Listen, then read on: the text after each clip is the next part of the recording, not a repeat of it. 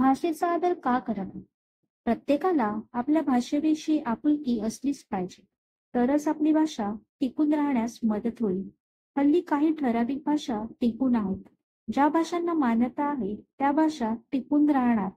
पण ज्या भाषांना मान्यता नाही त्यांचे हल्ली अस्तित्व संपत चालले आहे. याचे कारण आहे प्रत्येक व्यक्ती आपली भाषा सोडून इतर भाषेमध्ये बोलू लागला आहे. त्यामुळे त्यांच्या मूळ भाषेला धोका निर्माण झाला आहे. त्या भाषेचे अस्तित्व संपत चालले आहे. या आधुनिक जगात माणसांना आपली भाषा बोलायला लाज वाटते. सर्व ठिकाणी एक दोन भाषांचे वर्चस्व आहे. त्या भाषा बोलायला शिकलो तर आपण पण या जगात वरचढ ठरू.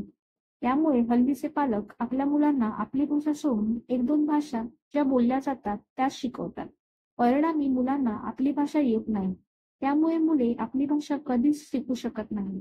त्यामुळे प्रत्येकाने आपली भाषा थोडी का होईना आपल्या मुलांना शिकवावी, जेणेकरून आपली भाषा तिचे अस्तित्व टिकून राहील व आपल्या भाषेला आदर मिळेल आणि आपण अभिमानाने सांगू शकू की ही आपली भाषा आहे.